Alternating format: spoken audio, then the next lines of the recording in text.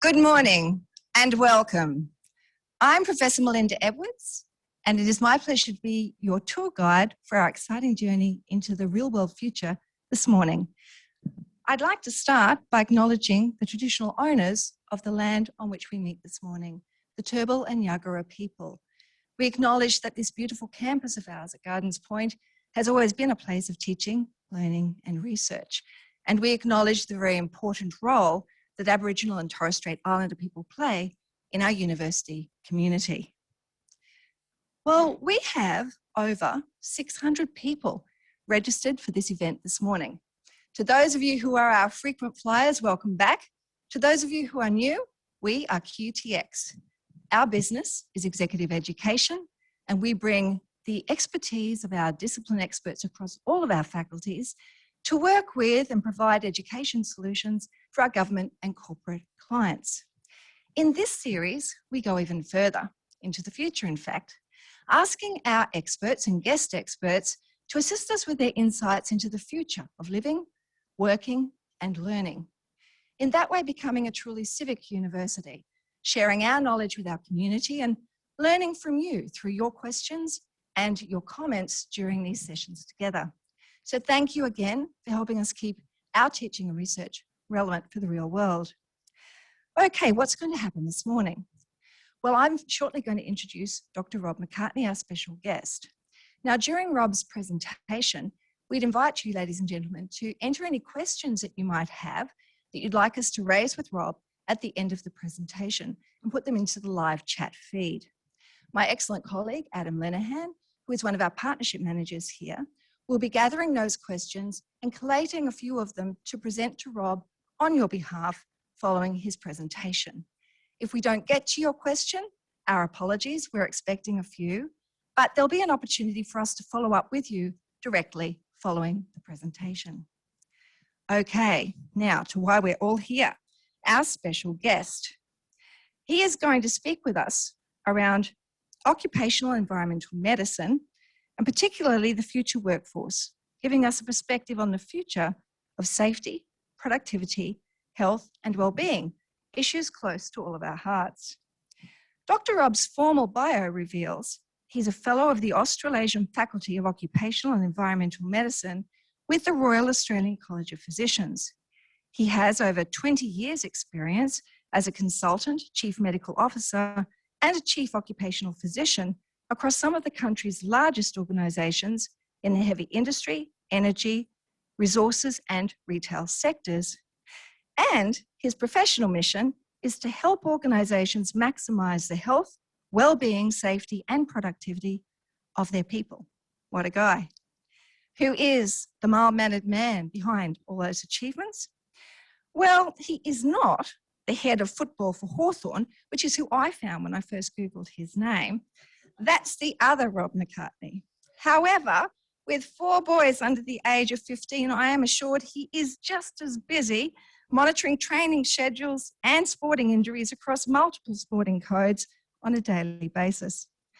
Today, Dr. Rob is going to focus on the convergence of physical safety, psychosocial safety, and ethical systems, highlighting for us some of the contemporary challenges which, if left unaddressed, will have significant implications for our future workforce. Ladies and gentlemen, please buckle your seatbelts for another wild ride with QTX Real World Futures, and join me in welcoming Dr. Rob to the stage. I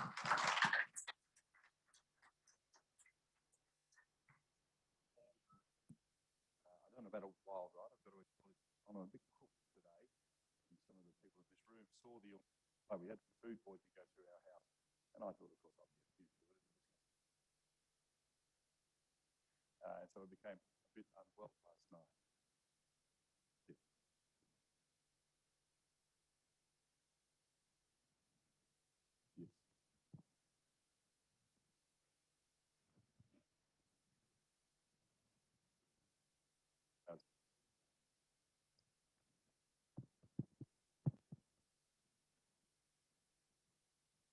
Doubt we use the old-fashioned. Very much. My early singing days. It's not true. So this is an example of presenteeism, which we'll talk about later. That is, I'm too crook to be at work. I shouldn't be here, but I feel I have to be. Fortunately, I'm not taking out your spleen. I'm not doing safety critical work, so we can do it. For the people who saw me unwell last night, I again apologise. Yes, I'm an occupational physician. So that's a doc who specialises at the interface of health and work, a little known specialty amongst the community usually. And we also specialise in the interface of health and the environment. Both of these are booming. There's huge demand for my area of specialty. And I have a clear understanding of what my role is to the community and how I can help. I'm a ex-buffo rugby playing orthopaedic trained doctor. And so if it was broken, you've got a hammer and a nail and you put it back together, and then you'd break it again and you'd move on. And that was the issue with occupational health 20 years ago, where we'd just set up injury management clinics. Workplaces would get injuries, we'd fix them, decrease the liability to the workforce and the company, improve the outcome for the worker, and happy days, everybody was good. And they beat a path to our door. Then I started to be asked to look at other stats and other things, such as excess unplanned absence, work-related injuries that seem to go on for a long time, issues with regards to lost productivity, early retirement and other issues, absenteeism, presenteeism, people coming affected by an illness, whether it's physical or psychological, and that having an impact on their ability to work. And then I started to have a look at, well, what are we dealing with here? And so I started to look at a more systems approach rather than the buff-ed ortho approach, which is, well, it's broken, I'll go in, I got a piece of sharpened steel, I'm going to fix it. And we started to get certain good results, but then there were real limitations. And so, like a doctor does, we started to look at the evidence, say, well, what are we dealing with here? Why, when we're making workplaces safer than they've ever been, if you have a look at the safety systems that have been put in place by workplaces, we're asking our workers and our workforce to do less hazardous work, by and large, as a community. And yet we're still seeing injury rates, illness rates, accident rates that are significantly increasing. And we still knew in our background there was a psychiatric illness or a psychological injury, but what we were missing was the real correlation between the two.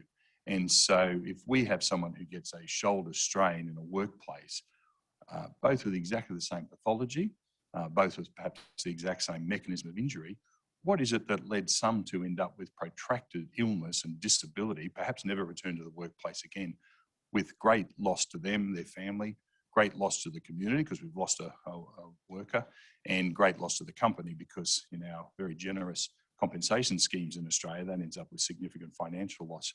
And if you have too many of them, it becomes a reputational risk. And so when I started to look more at a systems approach, I realised there's a psychosocial component to nearly all of them. Tomorrow I'll be spending a day consulting up north, and it'll be about injuries and illnesses and problems in the workplace that haven't gotten better, and it's the medico-legal end of it. And they will all have a psychosocial component. And it doesn't matter what the physical injury was to begin with, the common feature of them all is going to be that psychological issue. So I started to look at that, the evidence for that and what we're dealing with.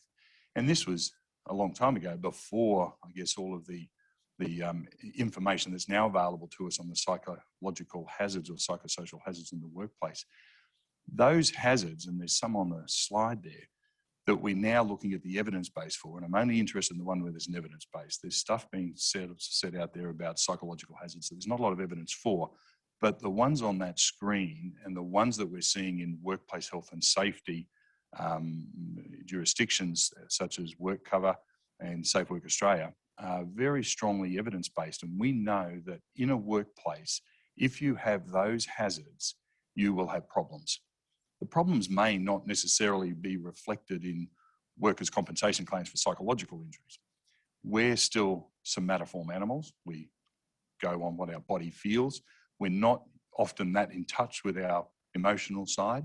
And if we are exposed to a lot of stress, it'll often become out as a physical issue.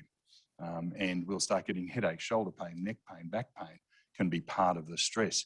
That's not often recorded because usually by the time they complain of those symptoms and go and see a doctor, the doctor will ask, well, what did you do? What happened? Something must have happened.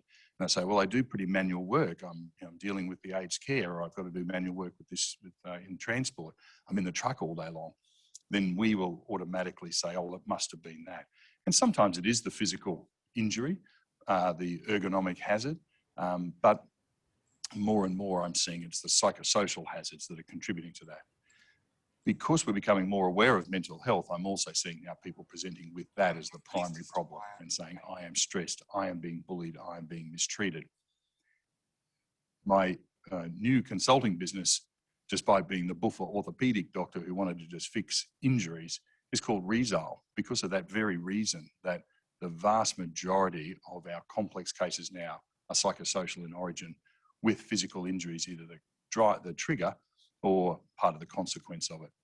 So to ignore psychosocial hazards, which we did for a long time, to ignore how to address those, I was doing a disservice to my clients because we were just focusing on the injury and then looking to see, well, what could we fix in that system? We knew long ago, if we don't look at the health and well-being of the workforce, we can only get so far in decreasing injuries, accidents, and bad outcomes. And bad outcomes may be catastrophic for the individual, such as a disc protrusion in the back with failed back surgery, but a bad outcome for the organisation may be a rolled truck with your brand on the side with someone else injured, and other catastrophic problems that can occur with such injuries.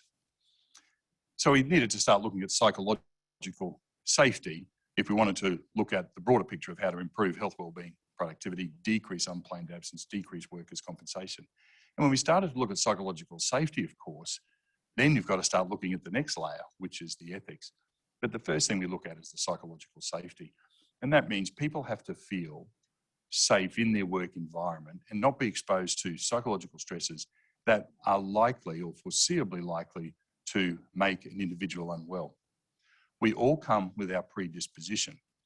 It's a real counterintuitive phenomenon. Australians, in our current state of play, we're kind of the luckiest and best people in the world. You have a look at all the evidence out there of our access to fresh fruit and vegetables, the safe environment in which we live. We're much less likely to be assaulted, to be involved in a war. We've got more access to expendable income, much more likely to be able to take holidays, much more likely to be able to afford a whole bunch of stuff that may be part of the problem. And yet our rates of depression, anxiety, and substance abuse are going up. The whole world wants to be Australia. The whole world wants to come to Australia. They look at what we've got and say, that would make me so happy. And yet we're getting rates like this going up. It's counterintuitive. It's not making sense to us. We're trying to work out what it is that's leading to that. But it is happening. And so 45% of us, the current stats say, will have a mental health disorder in our lifetime in Australia. So that's half of us nearly in this room. 20% of us or 25% of us this year will have a mental health problem. And it would be a mistake to think, like I did, that I'm not going to get that food poisoning just because we like to pretend it's not going to affect us. It would be a mistake to think it's not the people in this room. Managers, executives, and board members are just as prone to these problems as anyone else. We see it more and it presents more in certain other issues, but I treat and deal with executives and board members, and the rates are just as high there. It's just, unfortunately, there comes a level where you don't feel it's okay to not be okay. And so it isn't reported upon, it's not dealt with, it's not managed. And it's vital to do that, particularly as we start looking at the whole system of a way a workplace looks after the health, wellbeing and safety of its workforce. So we needed to start looking at psychological safety. We were kind of making it up for a long time. That is, how do we work out in the workplace, well, what's unsafe and what's safe? You certainly, if you go in and do a survey of most workplaces and say, do you feel you're doing too much work or are you stressed? You know what the result's going to be a lot of the time. But that doesn't necessarily reflect evidence. It's a biased questioning. But we do know there are certain things you can go in and measure and look at and say, well, is this workplace psychologically safe? Are there hazards in here that there's a foreseeable risk of injury to an individual? And so we started to apply those. But just knowing about those hazards doesn't mean you can get rid of them. And just knowing about the hazards and trying to diminish them doesn't mean we have a strategy to deal with the unwell worker. Because it's very rare, for example, that a coal miner will ring our health line and say, I'm just finding myself crying in the shower when I'm away from home at the mine site. They're just not going to present like that. Some do, most do not. Most won't tell you that. And they certainly won't go and tell their supervisor or colleagues, do you find you cry when you watched that movie last night? They're not going to say that. Or are you having trouble getting to sleep as well? Are you waking up in the middle of the night worried about your family? It tends not to be communicated. So we need better methods than that to assess the workforce to make sure they're not being made unwell. The good news is this is just hot off the press, and I think everyone should get a copy of this. It does look at the evidence-based model. It doesn't solve the problem for you, but it's for the first time, it's a proper systematic approach. Safe Work Australia's got a similar thing. Queensland government's got a similar thing, but this is now a global document. And what it does make clear for organisations is there's no excuse now to not recognise that this is a major problem. Because I look after some mining companies and some of my good clients are here today. I give them advice and assistance and try and minimise those risks. And about 15 years ago, I was asked to present at a mining conference and they gave me free range to talk about whatever I want to talk about. That's not a good idea. And the question was, what do you see as our greatest risk? And of course, there's catastrophic outcomes in mining companies, and you're all reading the press about one. There's an investigation going on at the moment. And tragedies can occur quite easily. But my observation of it was the greatest risk was taking a whole bunch of people, taking them away from their families and support mechanisms, putting them in a certain environment where there were certain psychosocial stressors anyway. They've got no access to their family, their friends and their healthcare. And then to top it off, we'll muck around with their circadian rhythm. So wake them, sleep them, wake them, sleep them. Our main problem as an industry is psychosocial hazards. It didn't go down well. It was frowned upon as, not recognising the real problems. Nothing has changed in my observation. That still remains the greatest risk, I believe, for many sectors. It isn't if someone falls off a construction site building over there. However, for every one person that falls off a construction site building, there's probably 5 or 6 who jump off at somewhere else. As you know, there's been some horrible outcomes in some young people in Queensland in the last week or two. So we miss that bit of it, don't we? We see this accident, but then we miss, what about these other 5 that we could be doing something about? So I think it's really important that we don't miss those factors. Nothing I've seen has changed in the 15 years. In fact, I think it's increasing in the risk for organisations, board members, executives, line managers, etc. And I never like, as a doc, I don't like when I'm talking to a patient about a skin lesion, I don't like showing horrible photos, say, this could be a melanoma and this could be you, and then show a photograph of an operation. That doesn't help patients feel better. And I don't like to try and scare companies. Some of my safety consultant colleagues do. But I think it's really important to realise the future is serious about this. And organisations and people in charge of a business need to realise they are going to be held to account for this. And more we're seeing some events that have occurred in our country and around the world that I reckon have blindsided a lot of people. They did not see this coming. They did not understand that these were the new expectations on ethics or the new expectations on safety. What was perfectly okay, probably only a decade ago, suddenly isn't. Humans don't change that quick. We're just not made to do that. We develop over hundreds of thousands of years, millions of years, the animal species. To suddenly change something we're doing is really difficult. But board members, executives and managers need to realise the expectations have changed rapidly. While people will see these industrial manslaughter legislation is really there only for that really bad person. They keep telling me the brakes don't work on the truck. They don't repair them, and someone's killed. I don't think that would be correct in an analysis. And I think the Victorian government made it pretty clear. They made it clear in the COVID crisis as well, that if you don't manage this crisis and someone gets COVID-19, you will be held liable and accountable. And so it's really important to realise these psychosocial hazards are not to be taken lightly, and organisations and the people who run them will be held accountable to them. It might not be today, it might be next week, next month, next year or next decade, but it's not going to be next decade. We're going to see some, I think, significant cases very shortly that people will then open their eyes. We just don't want anyone in this room or those people who are calling in to be the case. There are plenty of other situations where, and I don't want to call out any particular, these are good clients of mine anyway, but I don't want to call out any particular organisation. It's all of us. It's really just sliding doors. It's really just, in an old terminology, the grace of God, who's unlucky enough to get the bad case.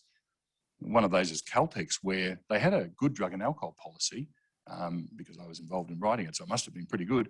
But then we had a contractor 0.24 spill tens of thousands of litres of fuel, this is all public knowledge, so I'm not speaking to into a precious creek system, so environmental, etc. He was covered in fuel, so there's some health issues. And the investigation from the EPIC came back and said, yeah, but you weren't watching the workforce closely enough to see who is having problems to make sure you're addressing them and target testing them. You can't just have a system of testing. And the fines were, I think it says millions of dollars, I can't quite read that, but it was $1 million fine, and plus reputational damage because this was a beautiful creek system in New South Wales. And it was a really interesting finding because it's basically saying you have to be looking after the health of the workforce. You can't just turn the other way and say, well, you're at work, you're okay. Because clearly being at work at 0.24 is a psychological issue. It's not just a recreational drug user. It's not just someone who enjoys a bit of a drink every now and then. That's a psych problem. And it's a psych problem that they should have known about. And when we talk to the co-workers, they said, oh yeah, he's always had a serious problem, he's always been down. And so the fines won't reflect the idea that we think we're managing this. KPMG is not special in this. One of my legal colleagues is here in the room, and I sent him some information recently, a recent study from the US to show lawyers' suicide rates can be 3 times as high as the general population. Their risk of depression and anxiety are 2.5 times as high. Now, that's a different workplace to some of the safety critical workplace we look after, but just as essential. And part of that is perhaps the ethical structures of legal systems and the way legal companies are set up. Medicine's going through it now, where medicine and the way we did things was kind of like the military. It was not a psychologically safe workplace to come out of med school. Med school was pretty safe, except for self-harm through recreational alcohol use, but it was pretty safe in the university system. But now we're finding, and I was just talking to the university here this morning, they have psychologists here and doctors here helping people challenge through that. But when we got out and got into the hospital system, it was a pretty robust system of you either make it or you don't. And if you don't make it, you'll be made fun of in a meeting. You'll be called out. They'll put up your bad case example in front of everyone. You'll be chastised. We had to come in whatever time the consultant came in, and you had to stay to the last patient. You might get 3 or 4 hours sleep, then you come the next day. That was our mechanism. And it was kind of seen as a form of strengthening of a person or a bastardization, if you like, because those who get through then are going to be really tough. Oh, like the military schools, the police schools. But then we started to see that not only were people falling by the wayside catastrophically, but the people we produced weren't necessarily the healthiest and the safest. And so we're looking to change that, but it's not easy to change a system. KPMG is going through this, legal systems are going through it, hospitals have got to go through it, universities are going through it, mining companies are going through it, because just like the military recognised there was an imbalance in the gender, mining companies realised that and realised we're missing out on all this wonderful talent. We need a whole bunch more women and young women in particular to join the mining sector. But if we can't keep it safe for them, we're creating the problem by having a philosophical outcome, but we have to make the workplace safe. The future's here now, and we have a so the buffer ortho, who was just suturing people up and taking bits of metal out of the eye, we now have an entire team managing sexual assault and sexual harassment in industry, where they can call through a hotline through the company, then come through to us for a confidential management of their problem. If it's acute, we have to get forensic and police. And if it was a year ago, or I've been sexually harassed over a long period of time, we put in place all of these resources to that individual. That's our fastest growing service line at the moment. Sexual assault, sexual harassment in the workplace, which was not the stuff I learned at school, of course, at med school. And it was not the stuff that I thought I'd be doing when I first started occupational medicine, but I realise that now that's exactly what I do. Domestic and family violence, I'm working with the Queensland government to make sure employers recognise that is their problem, that is their challenge. You don't legally have an obligation to do it, but if you don't do it, you're going to miss out on a whole bunch of the benefits of doing it. So these slides just talk about, the risk of what we thought was what we were made to do. That is what managers needed to do, what executives need to do. It's changing rapidly. Just like I was getting it wrong when we just kept treating the shoulder pain, the neck pain, the knee pain, the back pain, and people getting worse and worse and worse, and we were ignoring the bigger picture of the psychosocial. We've now looked at that, but there's a limit to what we can achieve in that until we look at the next bigger picture, which is when we've got to look at a system of ethics, safety and culture. And this isn't just nice, warm, fuzzy, we're a rich country, let's just make it as nice for everybody. This is hardcore evidence-based. If you don't implement ethics, safety and culture systems, the board or the executive is going to be blindsided, and as the song says, it's not going to happen when you expect. It's going to be 2 o'clock on a Tuesday afternoon when some ride at an amusement park's going to kill some people, or when you're going to be interviewed by the Courier Mail saying we have 4 of your staff members accusing you of bullying. And as we all know, a very successful company, the CEO was sacked, not because of the outcomes, because the return to investors was going like this, the profit was going like this, it was fantastic results, but because of bullying, gone. Or there will be a sexual assault charge by someone you're responsible for, as the Commonwealth Government and ministers and departments are finding out. That will come really quickly, and it can be devastating to an individual manager or supervisor or board member and to an organisation. If you're waiting, if you think, no, that won't happen, we're not like that, but you haven't really done an external analysis of it, that would be like thinking we're a safe workplace without doing a safety audit. There's lots and lots of safety audits go on. Very few occupational health audits go on and say, are we a healthy workplace? And even lesser audits, independent audits of, are we an ethical and a safe and a culturally appropriate workplace?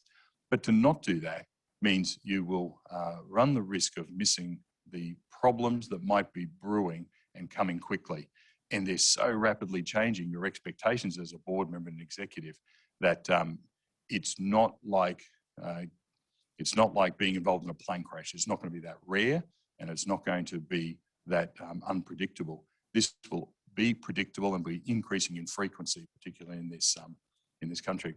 There are financial upsides to this, and I always say to companies, even if you don't want to implement appropriate occupational health and wellness programs because you don't think there's value in it for your workforce, I'll show you the evidence on how it gives you a financial return anyway.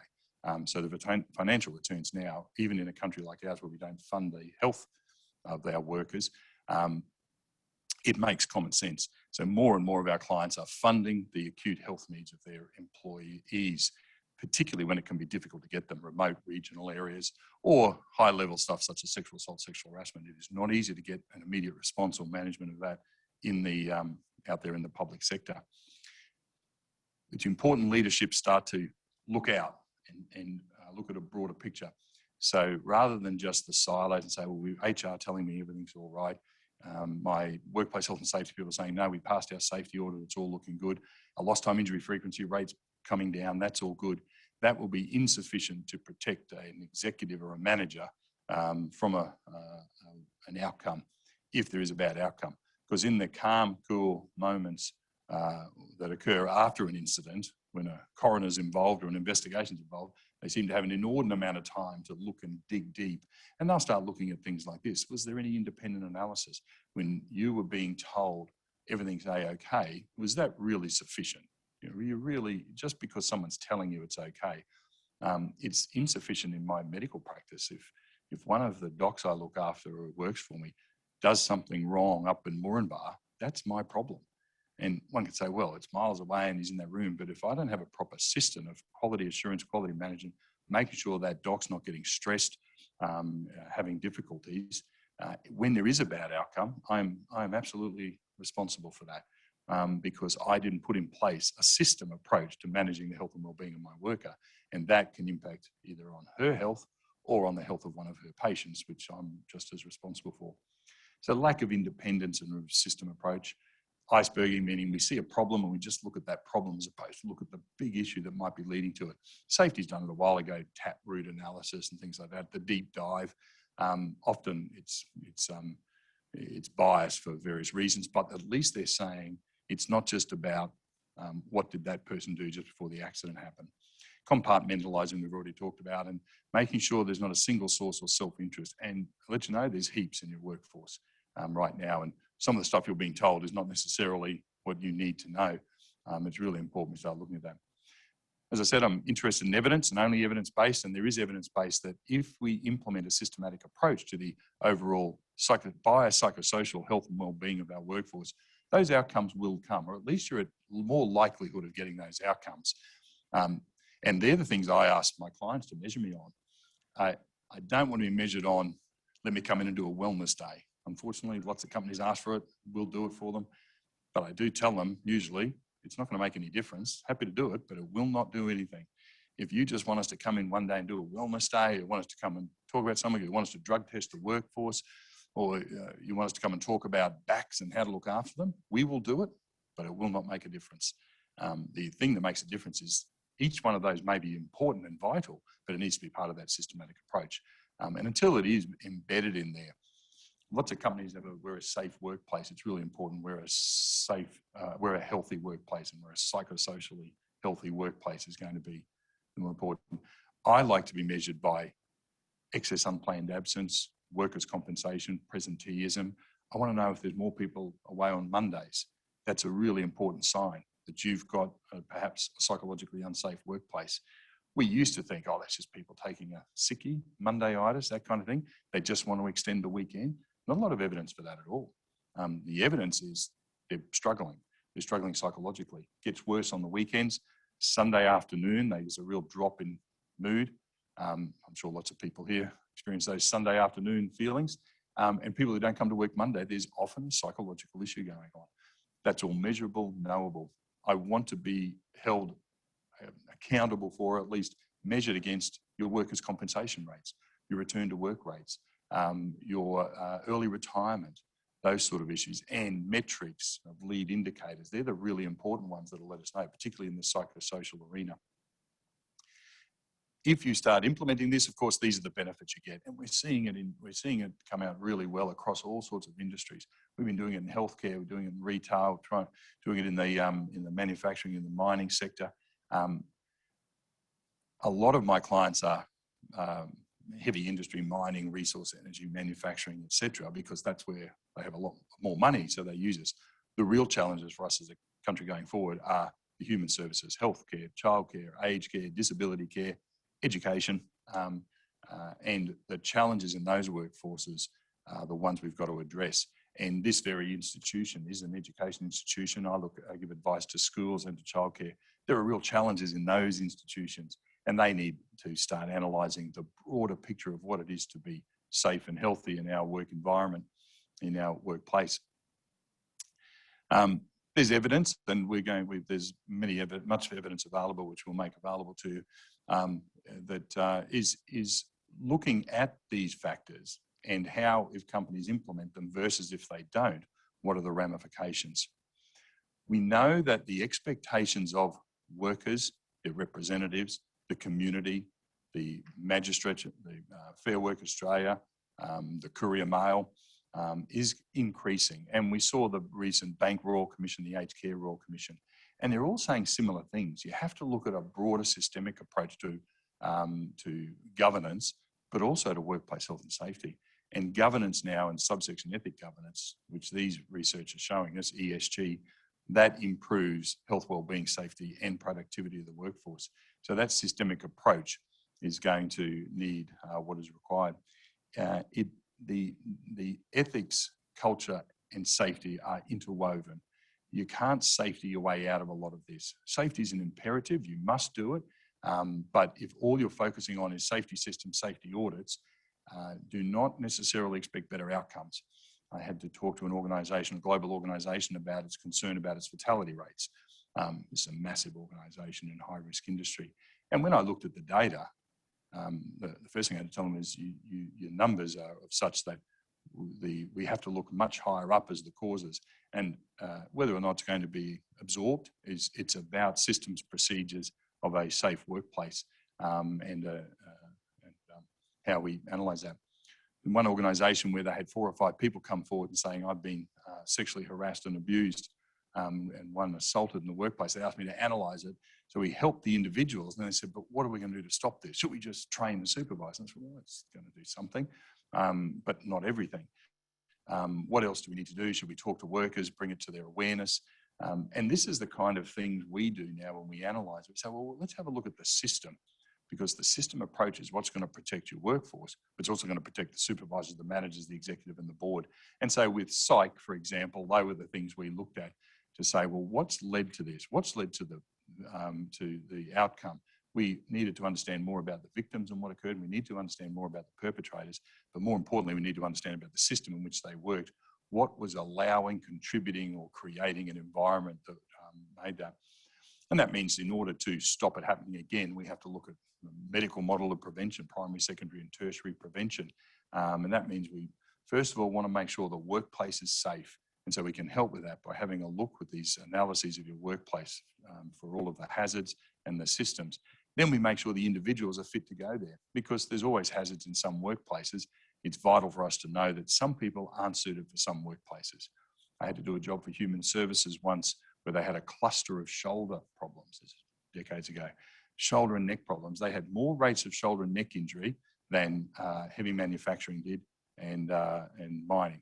And it just didn't make sense because they were sitting at the computer doing phone calls.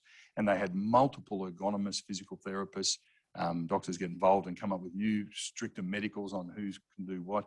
But as soon as I got in there and started talking to them, the psychosocial stressors were up because they were taking up phone calls with appalling information, as you can imagine, Human Services. They really weren't ready for it.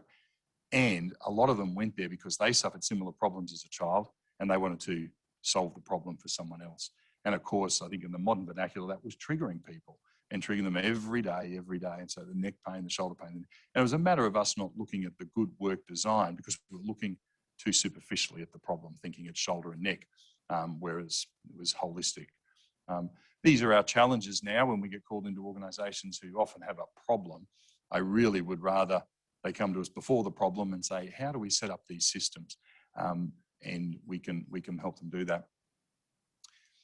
I've been working with an organisation called Raise the Bar, and their ambition is this. They've been looking at this evidence and they've partnered up with QUT to do more of the research on this. And the research is showing them what they need to do, which is come in and, first of all, ask an organisation to self-audit across all of the spectrum of what it is to be an ethical, a culturally safe and a biopsychosocially safe workplace. Self-audit against all those things. There's lots of things people don't think about. Then there can be a gap analysis and assistance given. And then after that, we can implement programs. It might need training through the great QUT postgraduate management course. It might be you need consultants to come in and say, hey, you have too many psychosocial hazards here. We have to do something. It might be that the way you're investigating your ethical breaches, it might be your ethics department has got a problem. And a lot of our acute interventions are in the ethics department who are acutely intervening in an ethical issue with a health issue. And those people, of course, so sometimes our team have to help the person who's been dismissed over something and the person who did the dismissal through the ethics investigation. We have to assist both of them. And that's an important thing to realise. A lot of these things we're asking people to do, they're finding quite stressful. So this organisation is the one I've seen that does seems to do it best across the board. And that's where I think the organisations need to be looking now at a more comprehensive program. So in summary, as a buffer playing orthopaedic trained workplace health and safety, it was really easy. Someone got a chemical burn, someone got a foreign body in the eye, I took it out, someone got a laceration, I sutured it up, someone fractured a wrist, we put it in plaster, really easy, get them back to work, do rehabilitation, you're on the way. Then when we started to look at other problems and say, well, that's not good enough, and we started to look at other, it was psychological, psychosocial, all these other issues. And now we're doing some really good work in there. Myself, the industries are starting to do really good work and we're recognising it. But we're already now looking further ahead and said, that's only still a subsection of the holistic thing you've got to be looking at in your organisation. Make sure you have a systems approach. I don't want to be sitting on a board or an executive where I don't feel there's a systematic approach to my workplace health and safety, my workplace ethics, the way I'm culturally managing it. Because what we've seen over the last year, these problems are going to blindside you from the middle of nowhere. They're going to be career altering, as someone said to me today about a case, for the individual involved or the individuals, but also for the supervisor, the manager, the executive, and the board or the chairman of the board. So I think this systematic approach to workplace health and safety is the future. And I very much appreciate QUT giving me the opportunity to have this discussion. Thank you. Thank you so much, Dr. Rob. for those insights. And thank you, ladies and gentlemen, for all of the thoughtful questions you've been posing throughout Dr. Rob's presentation. So my colleague, the excellent Adam Lenihan, has been compiling those questions to put a sample of them to you, Dr. Rob. So I'll now hand the microphone over to Adam. Thank you. Thank you very much, Melinda, and thank you, Dr. Rob, for your insights this morning. Look, the Q&A has been firing away, and I'm trying to compile a few as quickly as I can. So firstly, apologies to those that are going to miss out, but I did post to Rob that we could probably take a few on note and respond via a blog afterwards. So the first cab off the rank, Rob, is from, I'm combining two questions here. So one says, we've got teams and managers who look after this. Are you suggesting we need to revisit the scope of these roles? Do we need more? And another then mentions around occupational health and safety audits. So so whether you need more people may not necessarily be the issue. Certainly when you're trying to look at error rates, which we do in medicine, not as well as we should, and airlines, for example, putting in layers of people, the Swiss cheese approach can decrease the likelihood of a bad outcome. But I think even that, all you can do then is add another layer. But there's still a problem with that, because those two people will be either working with each other or in line, and they'll have great intentions, but we're all very biased. We don't even know our biases, and certainly I have many biases. I think, yes, you should be cognizant of the fact that maybe that supervisor or manager isn't up to have all the best skills or all the best knowledge, and that's where QUT might be able to help you. But you also need a system that's regularly checking to see that they're doing what they're saying they're doing. Just getting a report from them periodically and saying, well, that looks pretty good, would be insufficient. The second about audits, workplace health and safety audits, I'm not sure what, how dirty a word auditing is for organisations, but certainly I think it would be wise to have an independent, and therefore probably external, it doesn't have to be, but an independent person or organisation come in and look at that systemic approach to ethics, culture, ESG, and then biopsychosocial health and well-being. I think getting someone external would make a big difference. There's another one talking about privacy is an important matter. So let's say it's stealing a lot of bandwidth at the moment. So how do we now deal with health matters at a board level?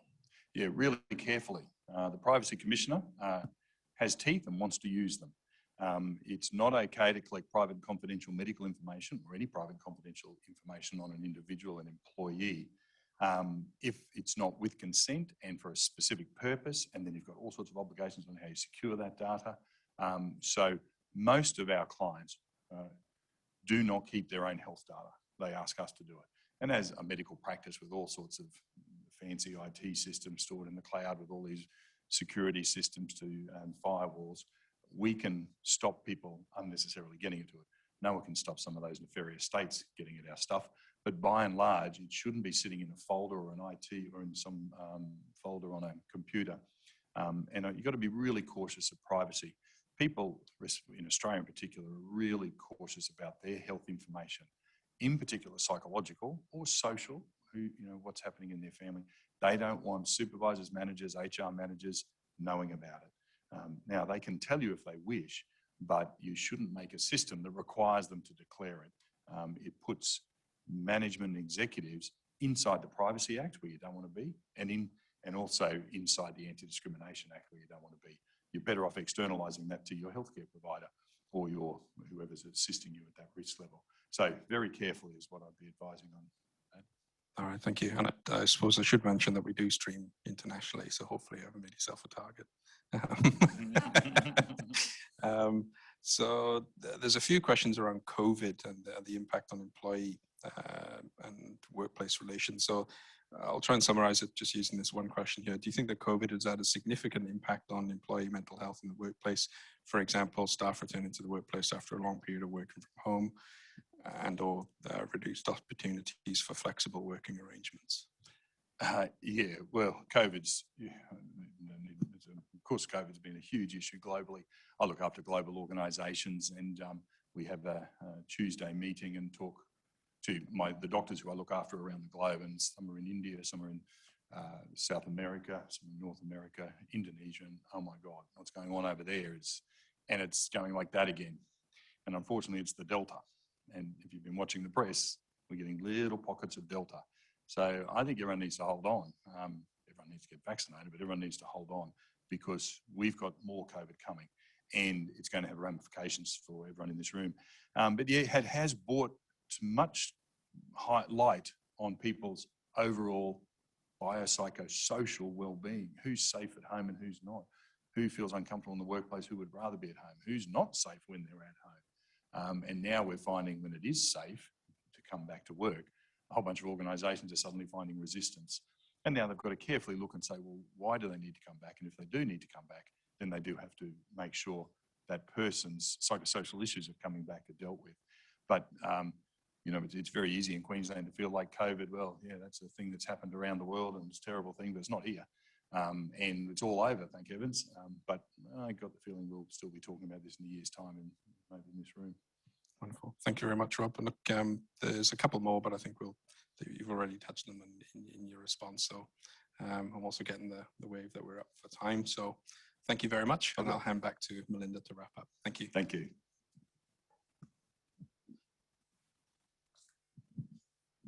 Thank you, Adam. Thank you, Rob. What a delicious feast, intellectual feast we've been served this morning. Let's revisit some of the tasty morsels that we've heard. We've heard that COVID-19, we know, changed our workplaces. We worked from home.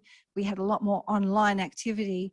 And yet it seems that has been the trigger for a more human-centered approach to organisational development of people and management of people.